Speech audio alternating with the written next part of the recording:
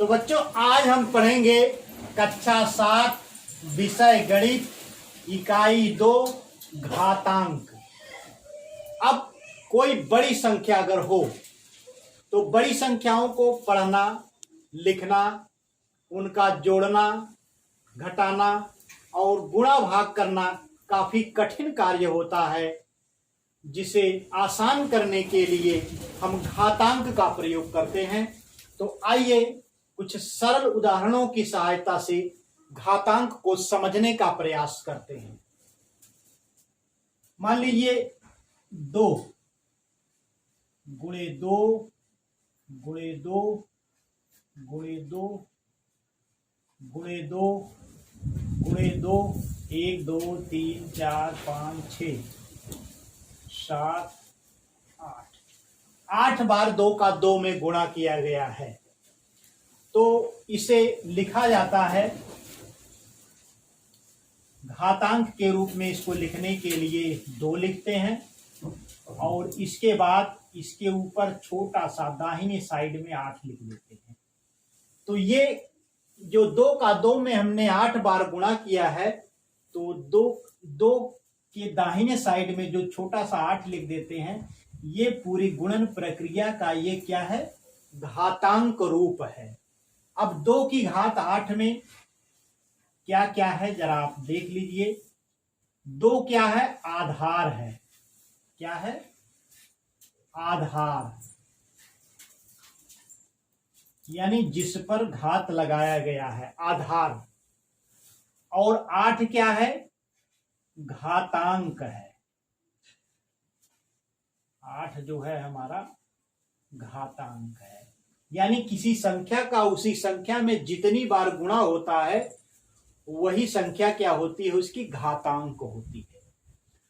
अब ये हमने 2 लिखा था, इसके दाहिने साइड में ऊपर छोटा सा 8 जो लिखा था, इसको पढ़ा कैसे जाता है, 2 की घात 8। इसको हम कैसे पढ़ते हैं, 2 की घात 8, जिसमें 2 क्या है, आधार है और 8 क्या है, घातांक है। अब 2 की घात 8 का अर्थ हो गया 2 गुणे 2 गुणे 2 गुणे 2 गुणे 2 गुणे 2 गुणे 2 1 2 3 4 5 6 7 8 बार, यानी 2 की घात 8 का अर्थ है कि 2 का 2 में 8 बार गुणा।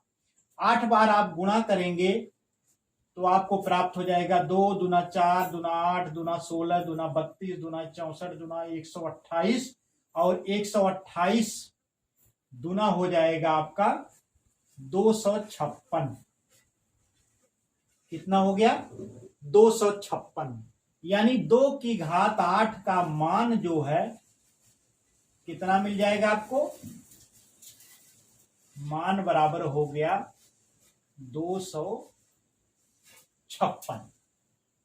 तो ये एक साधारण उदाहरण था जिसकी सहायता से हमने आपको घातांक समझाने का प्रयास किया। आइए हम अगला एक उदाहरण लेते हैं जिसमें ऋणात्मक संख्या का घात है। आइए अगला उदाहरण हम देखते हैं। मान लीजिए ऋण 3, एक ऋणात्मक उदाहरण हम देख लेते हैं। ऋण 3 का ऋण 3 में गुणा किया गया है।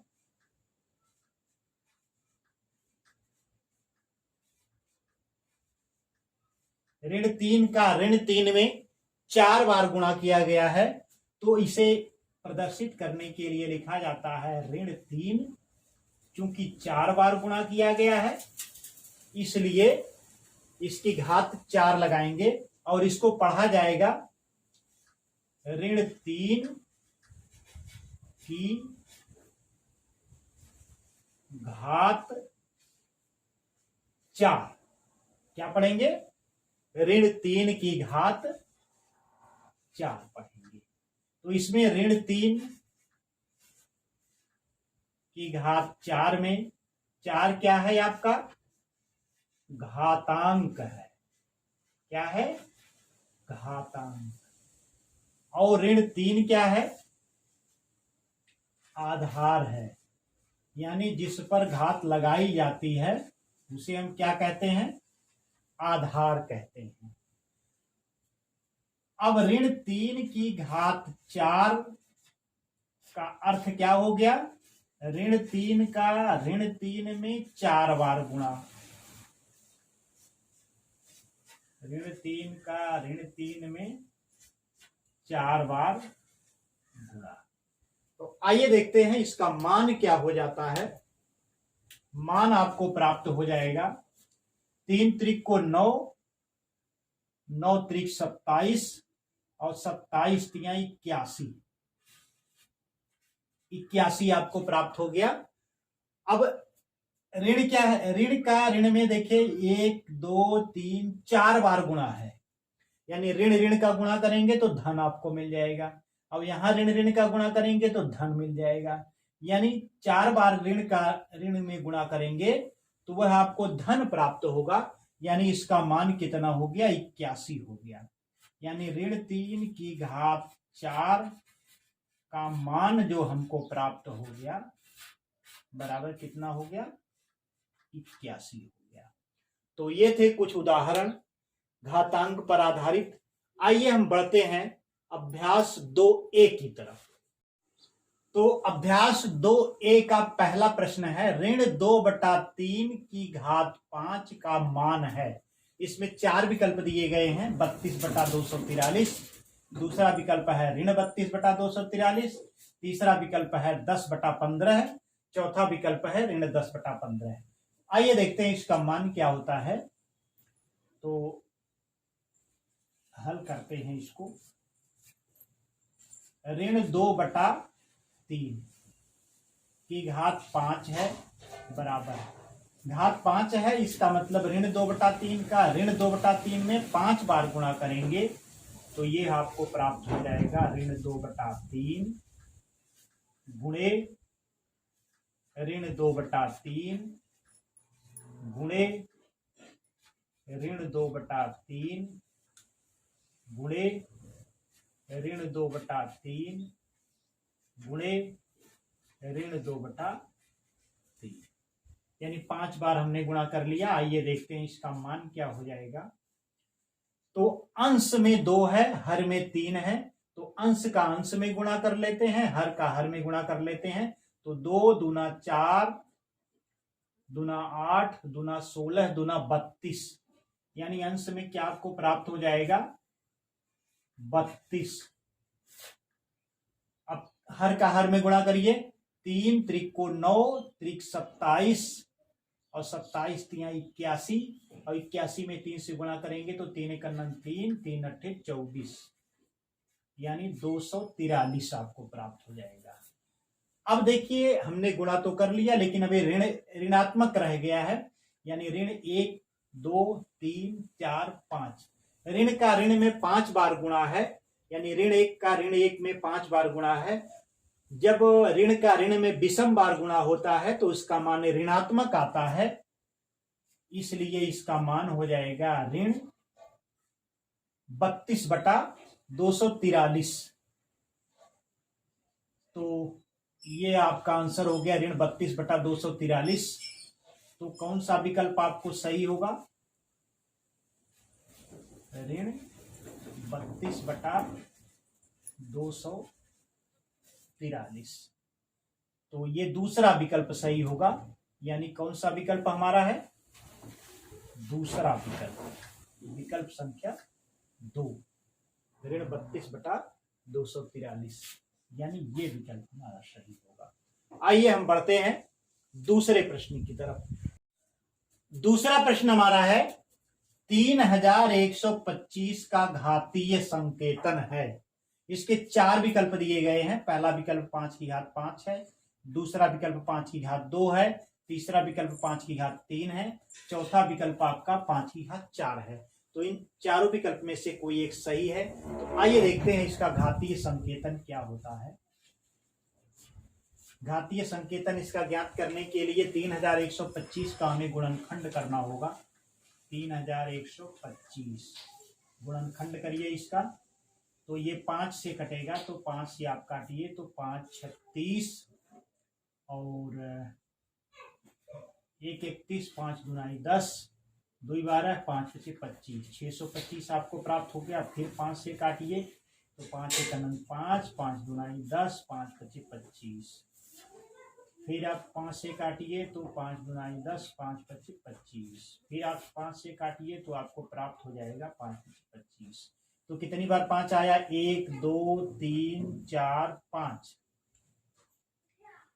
तो 3125 का गुणनखंड हमको प्राप्त हो गया 5 गुणे 5 गुणे 5 गुणे 5 गुणे 5, 1 2 3 4 5, यानी 5 बार आपको प्राप्त हुआ। तो क्या हो जाएगा? 5 का 5 में 5 बार गुणा है तो 5 की घात कितना हो जाएगा? 5 हो जाएगा। तो आंसर हो गया आपका 5 की घात 5, 5 की घात 5। यानी कौन सा विकल्प सही है? पहला विकल्प सही है। आइए हम बढ़ते हैं तीसरे प्रश्न की तरफ। तीसरा प्रश्न हमारा है 2 की घात 7 का मान है। 4 विकल्प दिए गए हैं। पहले विकल्प में 49 लिखा है, दूसरे विकल्प में 14 है, तीसरे विकल्प में 128 है, चौथे विकल्प में 32 है। तो हमें बताना है कि कौन सा विकल्प सही है। तो आइए इसका हल करके हम देखते हैं कि क्या मान प्राप्त होता है हमको। तो 2 की घात 7, तो ये बराबर हो जाएगा 2 की घात 7, ऐसे लिखा जाएगा। अब 2 की घात 7 का क्या अर्थ होता है? 2 का 2 में 7 बार गुणा। तो 2 का 2 में 7 बार आप गुणा करिए।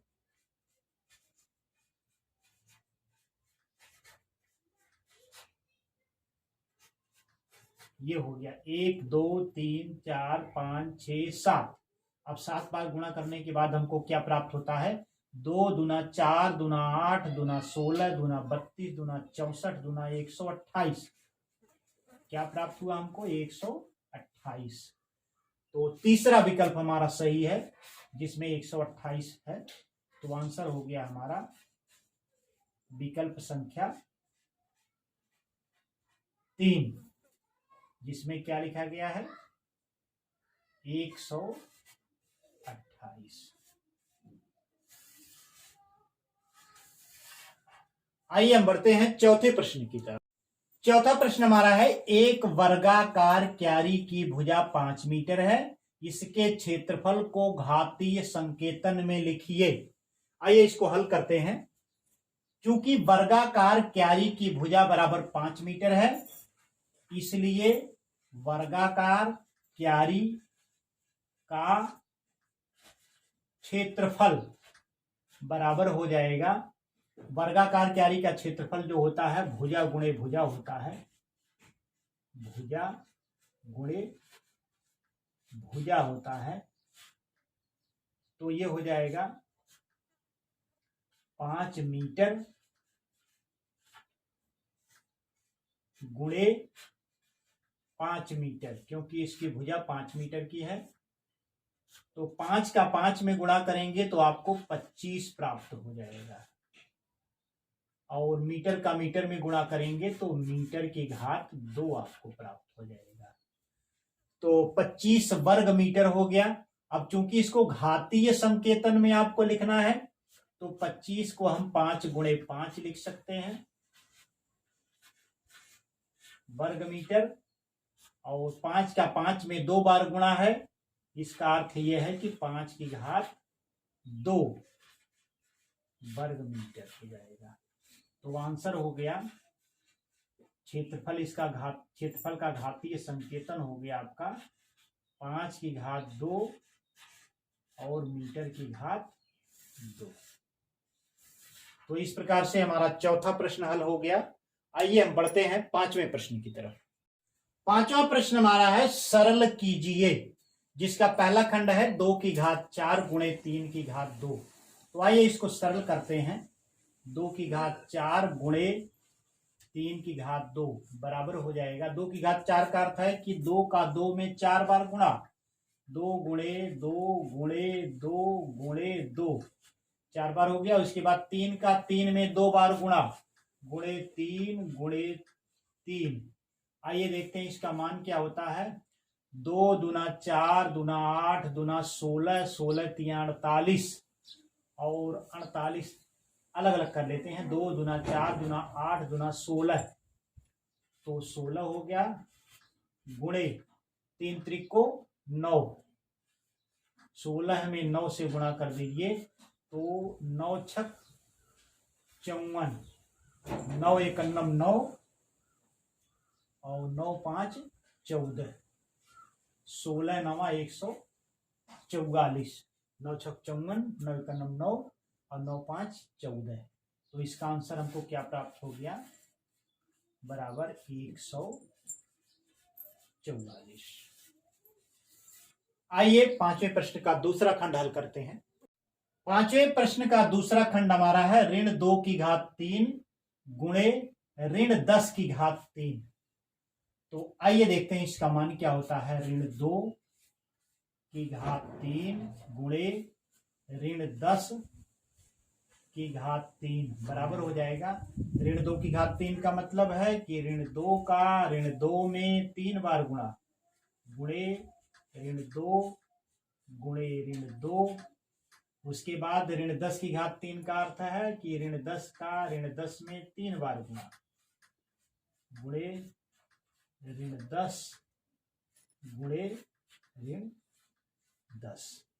आइए देखते हैं इसका मान क्या हो जाएगा। 2 का 2 में 3 बार गुणा हो जाएगा, 2 दूना 4 दूना 8 हो जाएगा। लेकिन यहाँ पे देखिए ऋणात्मक चिन्ह भी लगा हुआ है, तो ऋण का ऋण में 3 बार गुणा है यानी विषम बार गुणा है, तो इसका मान ऋणात्मक हो जाएगा। गुणे अब 10 का 10 में 3 बार गुणा करेंगे तो 1000 आपको प्राप्त हो जाएगा, 1000। और यहाँ पर ऋणात्मक चिन्ह लगा हुआ है यानी ऋण का ऋण में यहाँ पर भी 3 बार गुणा है, तो 3 क्या है, एक विषम संख्या है, तो विषम बार ऋण का गुणा होने से ऋणात्मक मान आपको प्राप्त हो जाएगा, यानी ऋण 1000 हो जाएगा। तो ऋण 8 गुणे ऋण 1000, 8 में 1000 का गुणा हो जाएगा तो आपको 8000 प्राप्त हो जाएगा। और ऋण का ऋण में जब गुणा होता है तो धन होता है, तो ये 8000 पूरा आपको प्राप्त हो जाएगा, धनात्मक हो जाएगा, ऋण चिन्ह हट जाएगा। तो आंसर हमको क्या प्राप्त हो गया, 8000।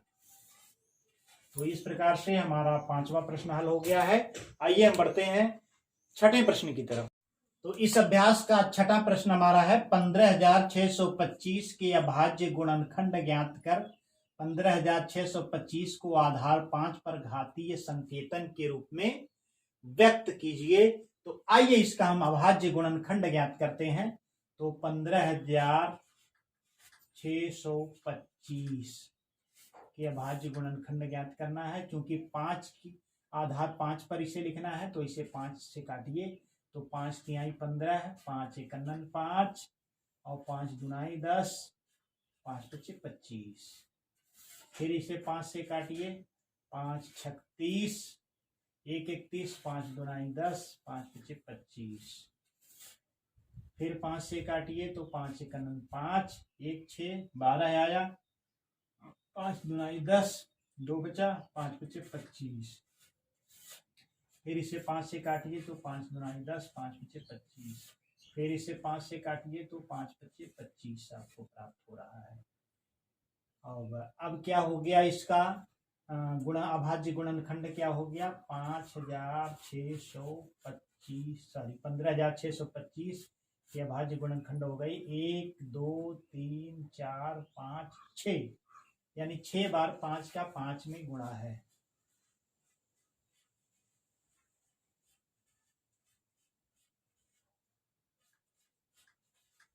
एक 2 3 4 5 6।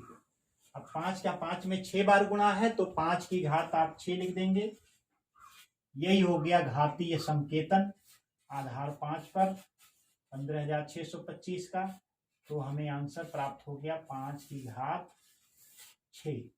तो इस प्रकार से अभ्यास 2A के सभी प्रश्न हल हो चुके हैं।